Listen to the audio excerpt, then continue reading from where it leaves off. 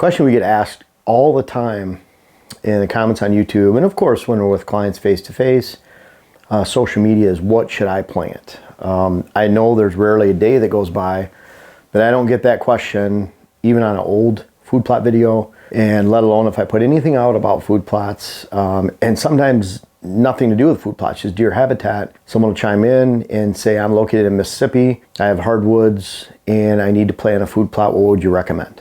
And I really want to start with that if you find someone online to give you that answer, and I don't know if there's really anybody that does, I don't know of any seed company people that do. It's more usually representatives or staff user or whatever, staff pro or whatever you call it with some of these seed companies might say to plant this, this XYZ seed company, you have to plant this and this will be what you need. And so other than that though, this is an impossible question. It's an impossible question for anybody that actually knows food plots and has experience with food plots. And it's not because we couldn't ultimately come to a conclusion of what you should plant, but one of the things that we talk about, talk about a multitude of different, we have lots of conversations from family to property to stand locations to hunting strategies, and we really cover so much in a day, and a large portion of that, or I'd say an hour and a half, 45 minutes is devoted to food plots. Whether we're talking about in the morning, we're talking about what's your experience with food plots, what are you willing to plant, follow up with food plot locations, what you should plant at the end of the day. So there's a lot of time devoted to food plots. It is a portion of the day. When I get that question online, there are so many things that we need to know to make an accurate determination. So when we get a 3-paragraph question describing what you have, and then what should I do? What should I plant? It's impossible for us to appropriately and responsibly answer your question. And that's something that I really want to point out, that it's not that I don't want to help you. If I could look at your question, now I can be honest, if it's a 3-paragraph question, I really don't have time to read it, and I'm really sorry about that. My goal is in that that time that it would take to read those 3 paragraphs, I'd really like to answer 3 other questions or 4 other questions quickly, respond to folks, and be as communicative as possible and engaging to the comments. So I can't spend a lot of time, but if there are pointed questions, what should I plant? I really wish I could help you. I really do, because that anything I do with the channel and with the comments, the videos that we produce, the articles, if you go to my website, I have over 600 whitetail articles that I've written just on my website alone. I try to help as much as I can. And so I kind of wanted to go over this complexity just for you to see some different angles. And ultimately, I need to point out, and this isn't the purpose of this topic, but Dylan pointed out that, this is a good opportunity to point out the food plot web class that I have. We have 30 videos, and there's a large portion of that devoted to what you should plant, and really starting to help you explore all the different parameters and details of your property to ultimately come to a good decision of what you should plant, why, where, when, and how it relates to everything else. But really, there's a lot that we look at to make an appropriate determination of what you should plant. And I'll just go over these really quick. First of all, number 1, this is an impossible task online. It's not that we don't want to help you. It's just if we're being responsible as people that are actually experienced in the business. I've been planting food plots since 1995. And you can imagine, I've interviewed 1,200 folks, over 1,200 people that plant food plots and do this for a living, make professional recommendations. Then it's not that I'm telling you need to hire us to come out. The point is that I want to be responsible. So it's impossible online. Number 2, soil type. What's your soil type? It's not that I want you to give me a list of all these and then say, what should I plant? Because it's still a discussion back and forth. For example, your soil type. Sandy soils, is it northern, southern, clay, hard clay? That relates to equipment. So a lot of these go down a rabbit hole that if you have this soil type and you're in this climate, you need to do this if you have this equipment. Are you going to buy this equipment? So it's not just answer these and we'll make recommendations, that they all go together and serve a purpose. Number 3, size of the plots. This is very critical, because size of the plot determines how much time and energy and resources you have to devote. And really, the size of the plot is dictated by not only your means, the size of your land and the availability of the space. For example, Wisconsin. I can plant 2¼ acres of food plot there, and it's for about 30 acres of cover. We have fields, a little bit of switchgrass planting in there, and that's all I can get away with just about. There's something we might try this year, really working on erosion control and planting and fencing. So we might try something like that this year. But bottom line is, here in Minnesota, I have 15 acres I'll go into this fall with. And so what we have here versus what we have in Wisconsin determines that I can't plant the same things I plant here in Minnesota in Wisconsin. It's just not possible. I don't have enough space. Size of the plot is dictated by the number of deer you have. That's another question altogether. What kind of area are you in? What are you in an ag area that has complementary food sources? So again, a multitude of questions that surround this question. Number 4, deer population. When I was in the UP of Michigan, it was interesting. I had about 1/3 as many deer in the UP of Michigan versus where I was at in Wisconsin, 3 times more deer in Wisconsin. Yet I could plant 8 acres in the UP of Michigan, and it was down to the dirt by November. We had a very short growing season, poor soil, poor pH, poor nutrients, and it was in a wilderness area. There's no other food available, non-ag area. Where I go down to southwest Wisconsin at the time, and I could get away with planting 6 acres. It would last till January, February, even with that, even though I had 3 times as many deer. And you have to ask yourself why. And there's reasons why. And so we've asked ourselves why for 15 years. There's a lot of people that plant this, it works for them. They think it'll work everywhere in the country. That's not the case. You have to understand not only why it works, but why it doesn't work. And so that leads you down another hole of lots of different questions to explore, even when it comes to deer population. A number of deer in your area. Are you going to shrink that deer number? Are we going to try to shrink it with efforts? For example, you have a lot of summer food. You're going to lead in a lot more food in the fall because you have does and fawns that stay around in that doe factor scenario. So you're going to need to plant a lot more food if you have summer food than you would if you get rid of the summer food.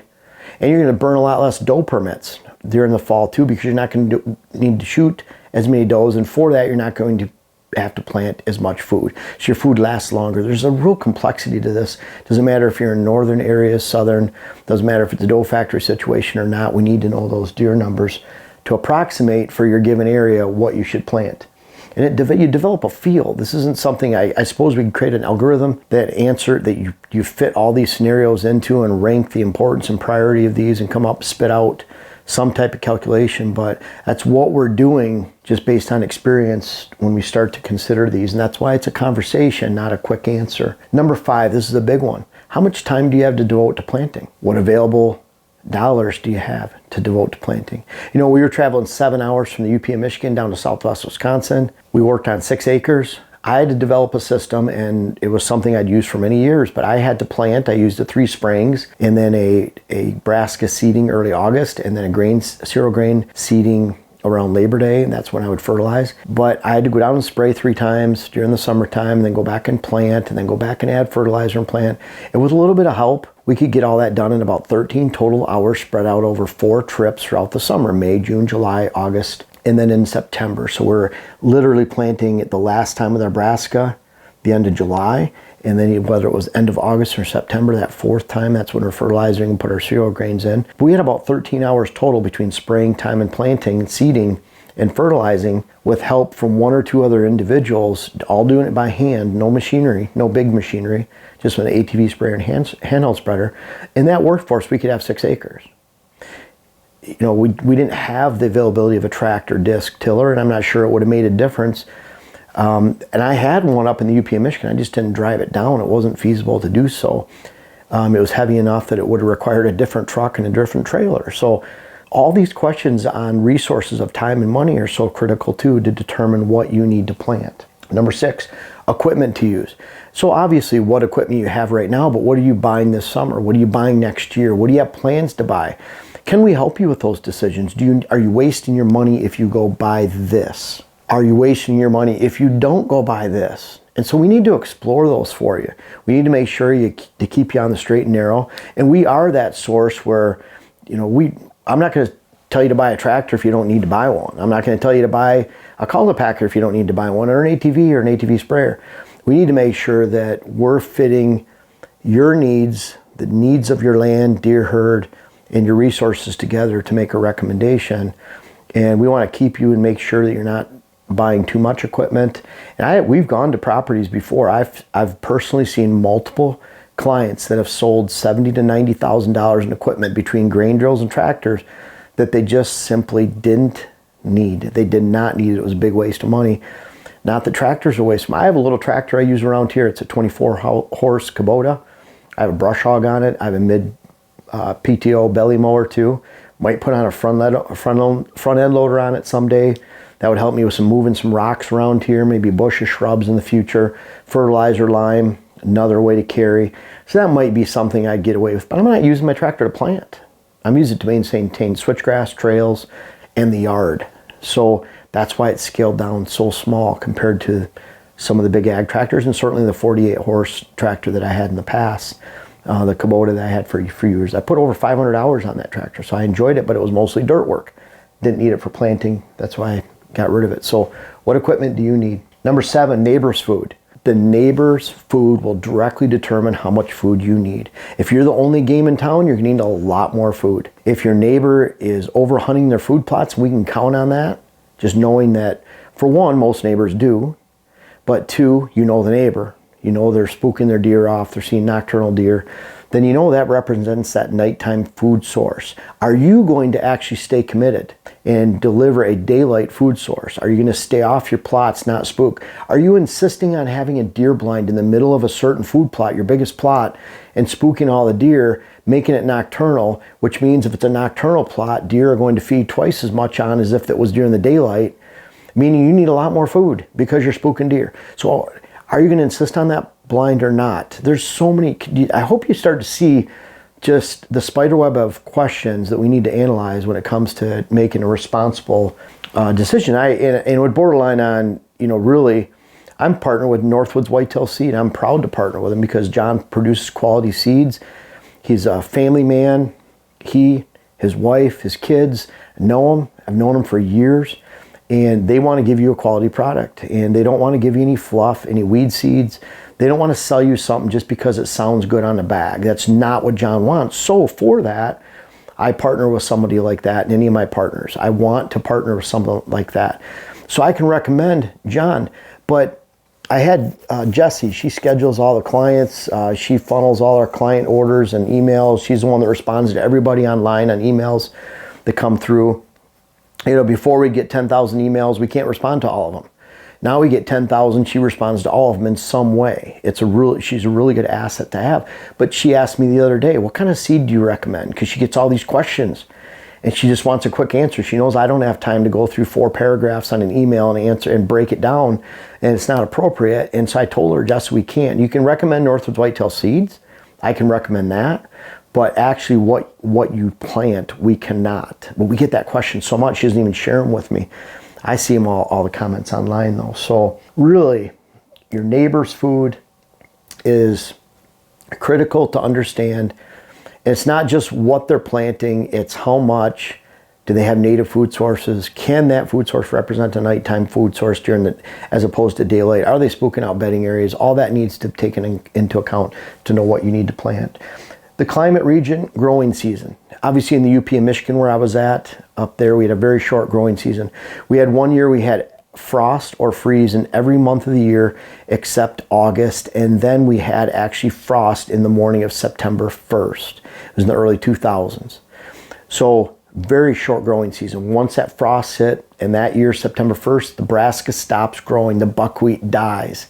So you have a shorter growing season. In that case, you get drought during July in a place like that. So if you thought, well, I'll just back up my planting because we get frost in mid-September, so I'll back up my brassica planting to mid-July, early July. Well, you put that in, you get drought, you're not going to get any growth. So you really have to catch that rainy season. So what's that mean? You just get a shorter growing season. So is brassica even appropriate for you in an area where it's a wilderness area, short growing season, and maybe even high deer numbers because there's people baiting around you? So all those complexities need to be figured in. But this stuff really matters, folks, as opposed to someone who's going to plant in Kentucky or Illinois. Let alone the soil that I talk about, whether it's rich ag bottomland in Illinois somewhere versus that sandy pine forest in northern Michigan or northern Wisconsin. Number 9, do you have ag around you? If you have ag, You get to plant a lot less food and still have the same effect and control and power as someone who plants much more in a wilderness area that doesn't have that complementary food source. I've seen in the UP of Michigan, those deer on my property there, even though there weren't a lot, I'd go away for a week's vacation. We had our annual fishing vacation in August, end of August. Here's this brassica that's about a foot high, 12 inches high. I come back, it's down to the dirt. It's down to the dirt. I look at the trail cam photos, there's about 5 does and fawns that hit it every day. And it was a 2-acre field, and they turned it to dirt. They just kept eating those small plants. They hit it very hard. It's the only game in town. They're hitting it during the day, during the night. Deer feed 5 times in a 24-hour period. You don't want them feeding on your plots every single time, all 5 times during a 24-hour period. But that is going to be dictated by the region that you live in and the accompanying neighboring food sources. There's a lot to consider. If you have ag, though, you get to weigh, even though ag is a poor food source during November, December, there's a low quality food source everywhere. There might be spilled corn, there might be still a standing beans field somewhere. Alfalfa, even though it's just a fraction of the attraction level and volume and nutritional level, it's still some type of appreciable food source, and there's a lot of it. So when you're in ag, deer rarely die of starvation during the wintertime. That's not the case in the wilderness area, just even looking at that. It's because that ag is a complementary food source. Even though it's a poor food source, we can count on that to be a nighttime food source. They're not on your property during the daylight. And again, that goes back to how you're hunting it. There's a lot of complexity to that. So number 10 here, sunlight. People will ask all the time, I have a food plot back in the woods. That's key, back in the woods. What would you recommend I plant?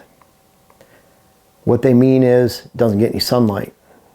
There's a lot of shade tolerant plantings out there that don't grow in the shade. You might get a little sparse growth, but it's not enough to produce any volume for any kind of appreciable food source, even just a pass by or a snack. It just ends up being a bunch of dirt and an open exposed soil. And really just an open area of no cover, no food. And so an area that deer avoid. And so I need to know that if you're going to get 7 to 8 hours of sunlight a day during the growing season, then you can plant this. If you're going to get 3-4 hours, then you can plant this. So a very important question. And again, that has to do with the size of the plot. Because even if you're going to get 7-8 hours of sunlight, but you have a small plot and you have poor soil, then you might not be able to plant brassica because it's going to be eaten up and down to the dirt because it doesn't grow well, even though you're getting the sunlight. Number 11, type of plot. Is this a plot on your land that you intend to hunt? Well, then certain precautions need to be taken, and it might dictate that something a little bit different is planted as far as a holding plot. A holding plot is a plot where you expect to hold the deer every single afternoon, something a little bit larger, and then you send them to an evening or nighttime destination field. Then we do that around here with our ag. They come in, they feed on a holding plot, and then they leave. A lot of times they go through a hunting plot on the way to the holding plot. And so we can actually hunt with a bow on that little hunting plot, a true hunting plot, because it's a pass-through on the way to somewhere else. What kind of plots? I don't want you to have destination food plots because that's where deer camp out all night. That's not a good thing. We want hunting or holding on your land. We need to figure out, first of all, a lot of clients we go to have destination plots. That's not a good thing, even though they don't understand the different terminology. It's really a food plot that's a nighttime food source, and that's not a good thing, so we try to change that. Again, boy, a giant spider web of questions that we need to determine. And I know I'm going to get some in the comments down there. I'm going to say, what should I plant? What should I plant? That's funny. I get it. I know, I understand it's doing it as a joke, but seriously, people ask these questions all the time. And I don't want you to think that our lack of response or the answer that I put, which is really a lot of times I combine this. I have some canned phrases that I'll cut and paste into a comment and just say, I can't help you because of these reasons. We need to determine. This is an hour or two conversation in person. And bottom line, even as someone who has a food plot book, food plot web class, I have over 200 food plot videos on my YouTube channel. I have 150 food plot articles on my site. It's something I've been doing for a very long time. First wrote about food plots in Michigan Out of Doors back in the early 2000s. Published articles in Quality Whitetails about food plots. It's something I'm into a little bit. I would speak about this, Habitat Days, talk about this, make recommendations, times a lot of people. And even so, I don't have the experience to just throw something off the cuff, it would be not only irresponsible of me, but negligent. And I hope that you can go into what should I plant a little bit better armed to make a more informed decision when you head to the fields to plant going into hunting season. I want you to have great food plots, but it's not going to just be what should I plant. You need to really look at the big picture. That web class that I talk about, that a lot of people really enjoyed. And again, it's 30 videos long. It's a lot of hours of footage to watch and to really ponder when it comes to determining what should you plant. And I just want to help you as much as I can. If you don't want to buy that, if you never hire us, at least you get to watch these videos. There's a lot of information to scour. And I think you'll find as you start to watch some food plot videos, you realize that we can't determine that. It's impossible to. You need to determine on your own or with some help. But bottom line is, plant great plots going into this season, make good decisions, look at the big picture, and you'll be on track for a great deer herd and a great hunt this fall. Now, I'm excited again this year to host our Camp Kicking Bear charity event. Last year we did it in June, and it was a big success. We were able to raise over $21,000 for Camp Kicking Bear. There's some people that actually made comments that they get sick of hearing about this kind of stuff and whatever else. I think they didn't understand that we're actually raising money. This Camp Kicking Bear is, to me, the #1 children's organization that gets kids in the outdoors, their families, especially a lot of kids that don't have the opportunity to do so otherwise. June 11th, I'll have more details coming out about this, but you can email us for early registration. June 11th, it'd be midday, like 11 to 4 type thing, 10 to 5, 10 to 4. What I do is there's 50 people that register for this. We give that all to Camp Kicking Bear. Well, it's a habitat day. We go out for a couple hours on the property and I show you some strategies that you can take home to your own land. Number 3, we have a hunt raffle for 100 people. The registration for 50 people is $300. That gets you in the door to actually see the property and the land. $100 gets you in a hunt raffle times 100 people. We had Leo from Lower Michigan had a hunt last year, many memories, end of September for a couple days. Number 4, lots of door prizes, Matthews bows, blinds. I mean, there's all kinds of stuff that we give away, really good stuff for you too. Kids are free. I think we had about 25, 30 kids last year. All proceeds, again, go to Kicking Bear. Every dollar, every dime we raise goes to Kicking Bear. We'll have some other auction. Last year, Chris B came. We might have Kevin Smith, retired Major League Baseball player. I hear that Gary Suter, he's a NHL Hall of Famer. He might show up too. So there's some chance to meet there. And then, of course, Ray Howell. He was here last year. He delivered his testimony. It was an awesome, inspirational talk that he gave to everyone. Hope to see you there. Look for further details on the site and then the description for the video.